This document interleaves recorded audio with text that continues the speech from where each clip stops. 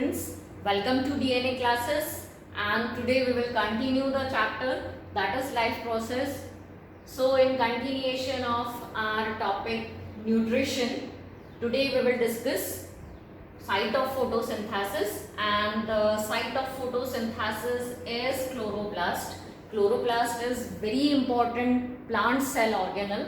So why it is so important? तो ये एक ऐसा ऑर्गेनल है, सेल ऑर्गेनल है, जहाँ पर एक बहुत इम्पॉर्टेंट प्रोसेस कैरिड आउट होती है, एंड दैट इज फोटोसिंथेसिस.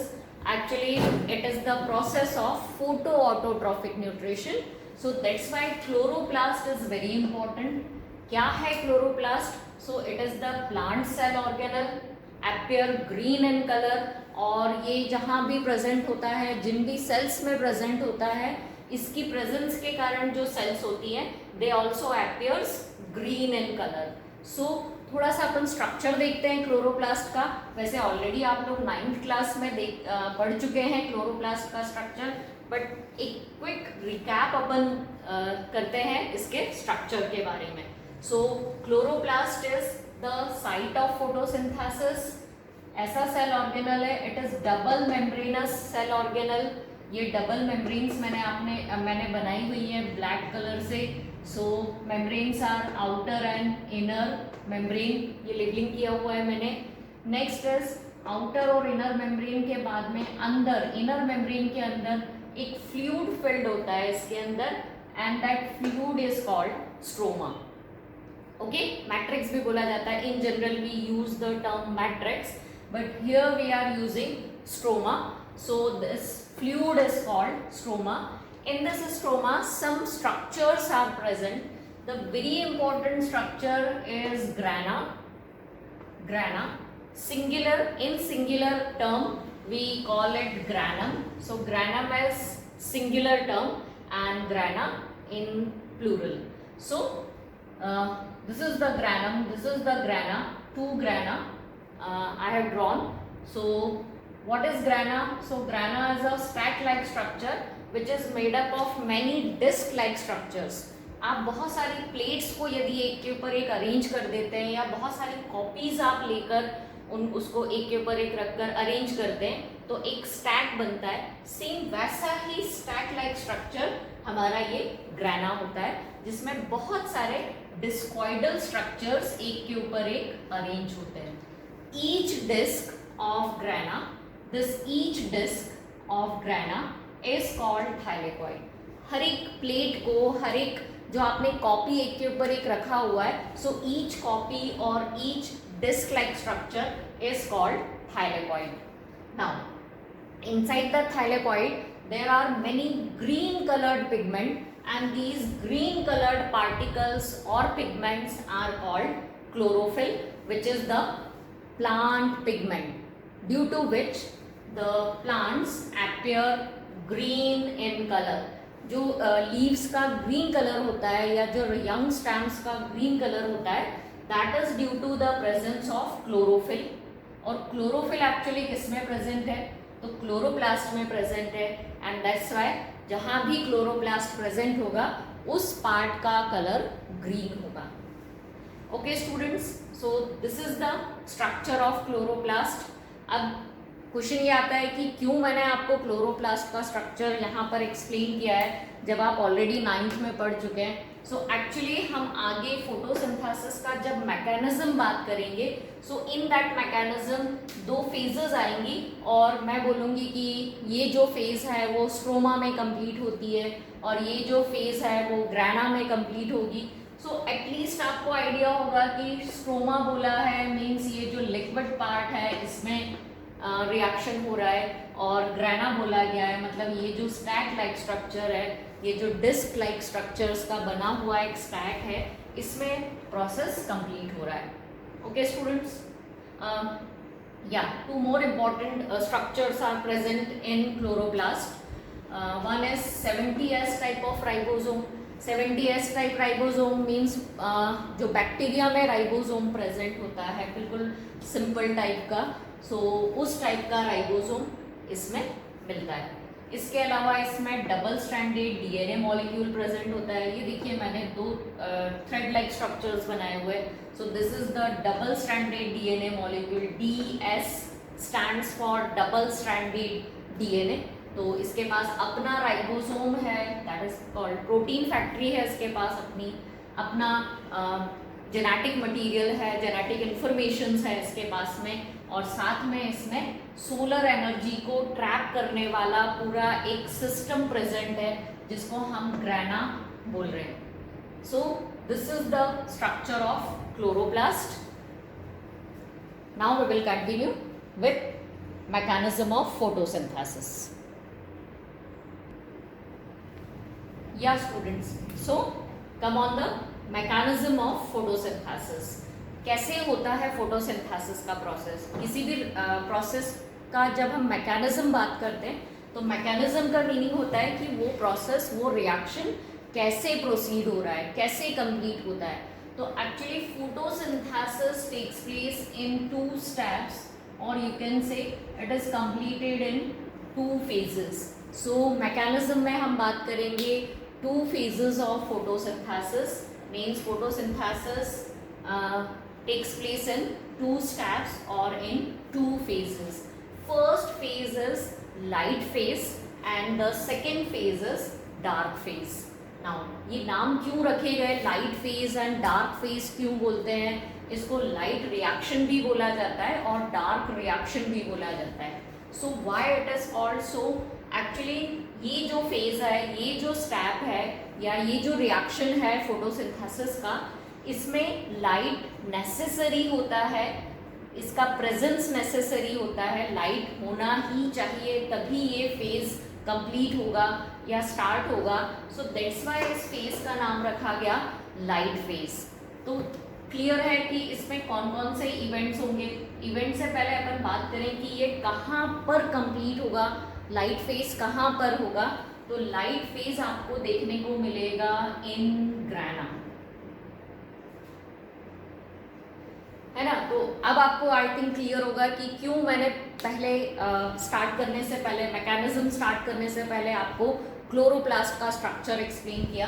तो light phase takes place in grana और ग्रैनम, क्योंकि यहाँ पर क्लोरोफिल मॉलिक्यूल प्रेजेंट होते हैं, so it takes place in grana. ये फर्स्ट पॉइंट हो गया। Now the second point, in this phase there is absorption of light takes place. तो सबसे पहला जो अपन इवेंट्स का बात करेंगे, बट उससे पहले लिखते हैं कि the presence of light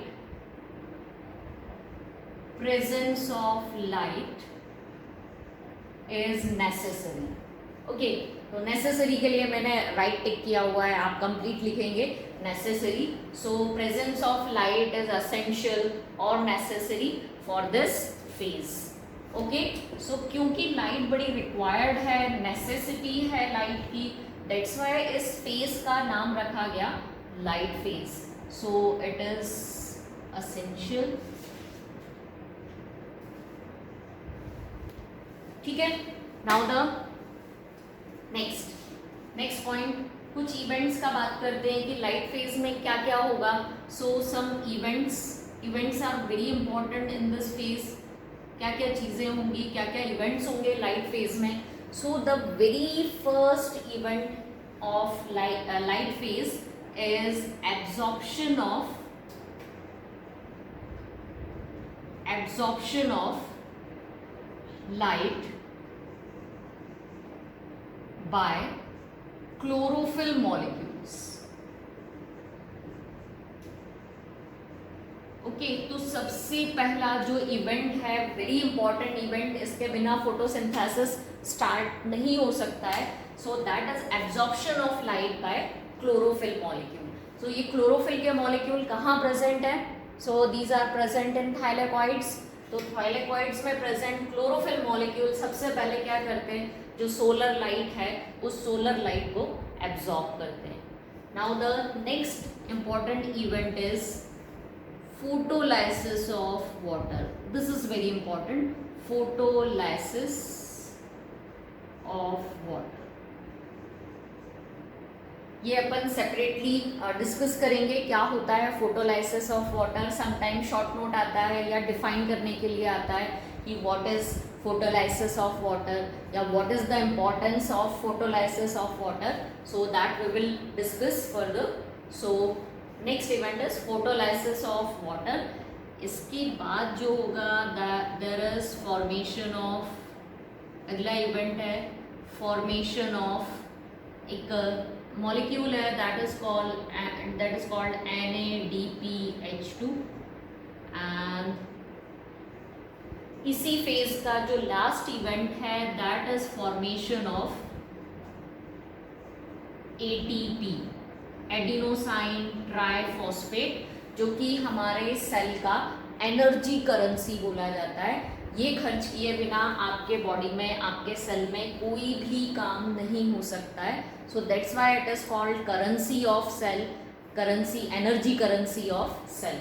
okay, so these are the 4 events which takes place in light phase, that is absorption of light by chlorophyll molecules, photolysis of water, formation of NADPH2 and formation of ATP, that is the chemical energy of our body.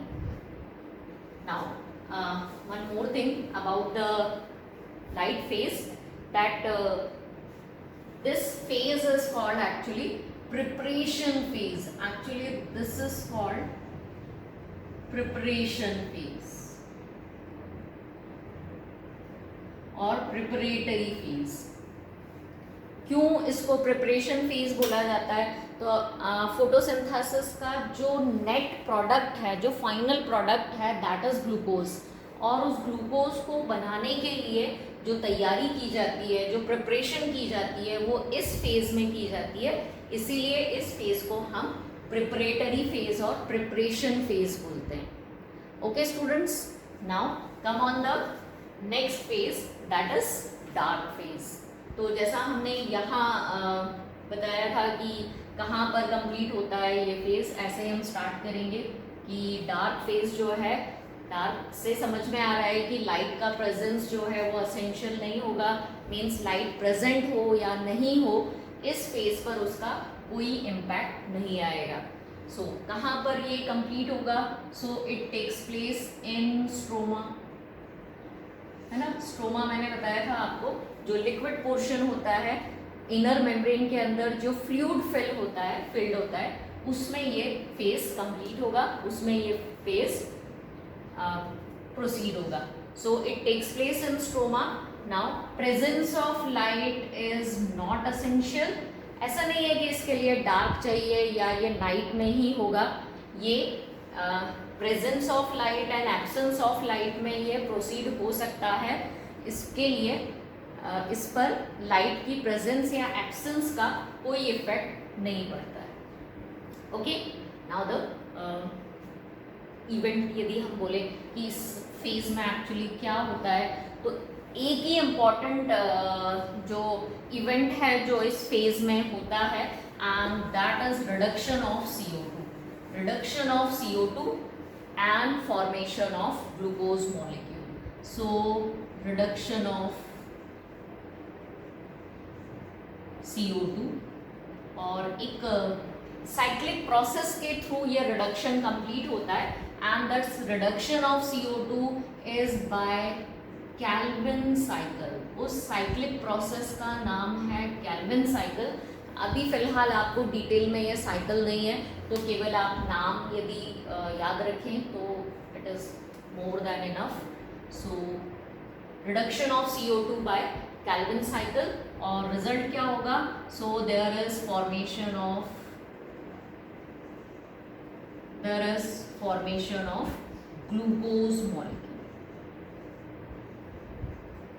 Okay, so जो actually net product है, जो final, net नहीं बोलना चाहिए, जो final product है हमारे photosynthesis का, वो हमको कहाँ मिल रहा है? डार्क फेज में मिल रहा है। ओके स्टूडेंट्स, सो इस फेज में हमको प्रोडक्ट मिल रहा है, और इस फेज में हम क्या कर रहे हैं? उस प्रोडक्ट को बनाने के लिए प्रिपरेशन कर रहे हैं, इसलिए इसको प्रिपरेशन फेज बोला जाता है, इसको रिडक्शन फेज बोला जाता है। कुछ अदर नेम भी है इन फेजेस के, जैसे लाइट फेज का जो स्टडी है वो हिल नाम के साइंटिस्ट ने किया था, इसलिए इसको हिल रिएक्शन भी बोला जाता है। और डार्क फेज की स्टडी एक्चुअली ब्लैकमैन ने की थी, इसलिए इसको ब्लैकमैन रिएक्शन भी बोला जाता है। तो ब्लैकमैन, डार्क, ये क्योंकि रिलेटेड हैं, हो सकता है आपको याद रह जाए। नहीं भी याद रहते हैं तो 10th स्टैंडर्ड के हिसाब से आप ये चीज़ें नहीं भी याद रखेंगे तो कोई बात नहीं, इतना याद रखिए, ये काफ़ी है आपके लिए। एक और चीज़ जो मैंने यहाँ आपको बताना भूल गई हूँ लाइट फेज में, कि इसका एक और बड़ा इम्पोर्टेंस है इस फेज का, कि when photolysis of water takes place, as a result there is release of O2। Actually जो फोटोसिंथेसिस में ऑक्सीजन रिलीज होती है वो ऑक्सीजन लाइट फेज में ही रिलीज होती है। So you can write one more thing, with photolysis of water you can add and release of O2, release of O2। तो ये जो ऑक्सीजन गैस है ये एयर में रिलीज होती है, इसलिए फोटोसिंथेसिस बड़ी इंपॉर्टेंट है। दो कारणों से ये बड़ी इंपॉर्टेंट है, एक फूड के कारण और एक ऑक्सीजन के कारण। इससे हमको फूड भी मिलता है, प्लस जो एक लाइफ गिविंग गैस है वो हमको इसी प्रोसेस के थ्रू मिलती है। इसी के कारण जो ऑक्सीजन का बैलेंस है, ऑक्सीजन और CO2 का एयर में जो बैलेंस है वो मेंटेन रहता है। तो this is about the mechanism of photosynthesis. थोड़ा सा इसका प्रेजेंटेशन मैं आपको बताऊंगी नेक्स्ट वीडियो में। सो ओके स्टूडेंट्स, थोड़ा सा ये पढ़कर देखिए, कमेंट सेक्शन में मुझे कमेंट भेजिए, आपके जो भी डाउट्स हैं, जो भी आपके कमेंट हैं, प्लीज़ वो आप कमेंट सेक्शन में मुझसे शेयर करें।